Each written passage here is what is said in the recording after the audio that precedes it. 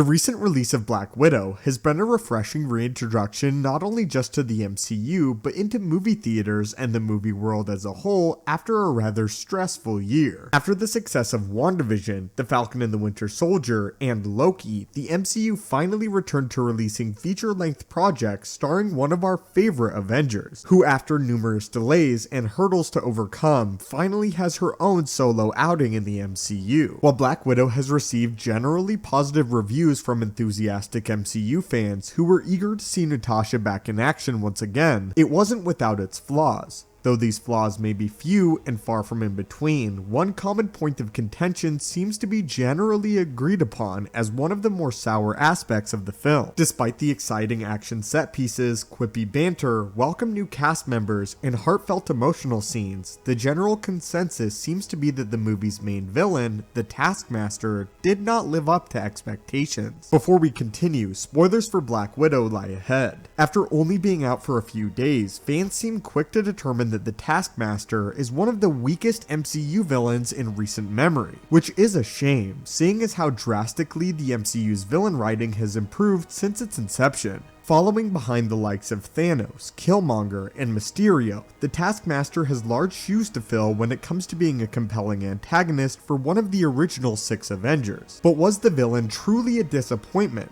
Or did he simply not live up to the precedent set by some of the stronger MCU villains? First, let's explore who exactly the Taskmaster is in the comics, and see exactly what comic fans were expecting in Black Widow. In 1980, upon the release of Avengers number 195, the world was introduced to the first iteration of the supervillain known as the Taskmaster, though he wouldn't rise to prominence until later. Tony Masters, at an incredibly young age, discovered that he had an astonishingly photographic memory and unparalleled reflexes. These gifts allowed him to learn and mimic nearly any physical action he saw, going so far as to copy a talented backward dive into a pool as a small child to near perfection. The only issue was that at this age, he had not yet learned to swim and almost drowned. These impressive reflexes allowed him to become a master combatant by studying and copying some of the most powerful hand-to-hand combatants in the Marvel Universe. After extensive tenure as a SHIELD operative, Tony Masters found his efforts to be more rewarding in the world of villainy, coming up against some of the most skilled martial artists and formidable hand-to-hand fighters that the Marvel Comics pantheon had to offer throughout his extensive career. He has learned the fighting styles of Captain America, Iron Fist, Spider-Man, and our very own Black Widow, just to name a few, becoming one of the deadliest physical combatants in the very short span of time. In the Black Widow movie, however, this origin was retconned, and the mysterious identity of the Taskmaster changed.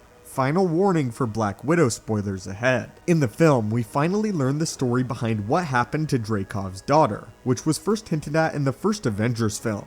We learn that Natasha was sent to kill Dreykov by using a bomb to destroy a hotel, but in the process believed she had killed his young daughter. Instead, it was later revealed that Dreykov's daughter became somewhat of a novelty in the Red Room and in the Black Widow program. Due to the injuries sustained by the bomb, she had to have a chip implanted into the back of her spinal cord in order to ensure her survival, which allows Dreykov to upload combat-related information directly into her mind. Many fans are upset about this for a few reasons. The first of which is that Tony Masters in the comics is a compelling character in his own right that we will now never have the opportunity to be explored in the MCU, at least for the foreseeable future. The story of Antonio Dreykov instead feels like a pale imitation of the story of the Winter Soldier, only she lacks the proper setup and prior exploration into her character in order for this to have weight or meaning. While the Winter Soldier was a mindless assassin, we knew Bucky Barnes before his transformation, and witnessed the love and care that he and Steve Rogers had for one another. We were able to witness his protective nature when it came to looking after scrawny Steve, and witnessed his devotion to fighting for what was right by his best friend's side. Upon Steve discovering the identity of the Winter Soldier in his second solo outing,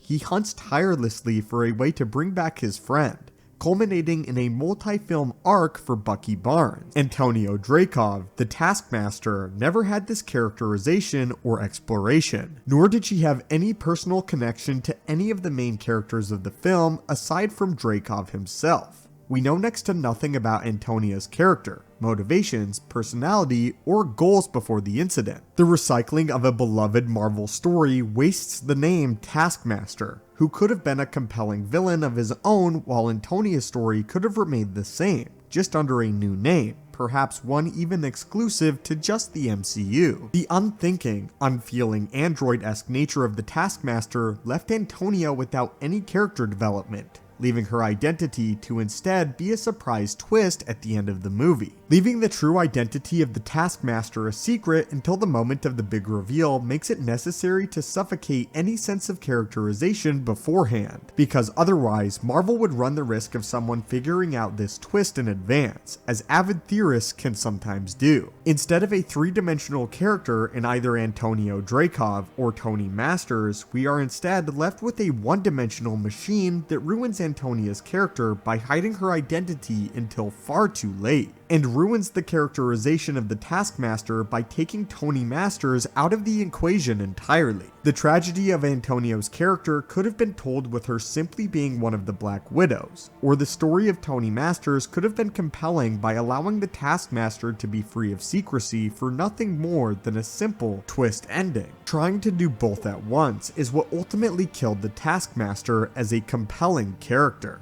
Though the Taskmaster was underwhelming, and many fans have taken to the internet to voice their grievances, it does not seem to ruin the movie as a whole, however. Natasha finally has her moment in the sun. We are able to learn about her past and her relationship with Hawkeye, and we are able to send off one of our favorite first-generation Avengers with a proper solo outing of her own. A lackluster villain was simply another obstacle to allow Natasha to thrive in her own, well-deserved solo movie. And while the Taskmaster may have fallen short, Scarlett Johansson certainly did not. Florence Pugh and David Harbour are also welcome additions to the Marvel pantheon, who many hope to see for years to come, and the heart-wrenching tale of the Black Widow is finally explored in depth as it deserves. The movie will hopefully go down in history as yet another success for the Marvel Universe, and a fitting end to Natasha's story. But only time will tell how the public perceives the film as more and more eager fans return to theaters to see it for themselves. But anyway, my friends, what did you think of Natasha's first and final solo outing? Do you think that it was the film that such a widely beloved character deserved?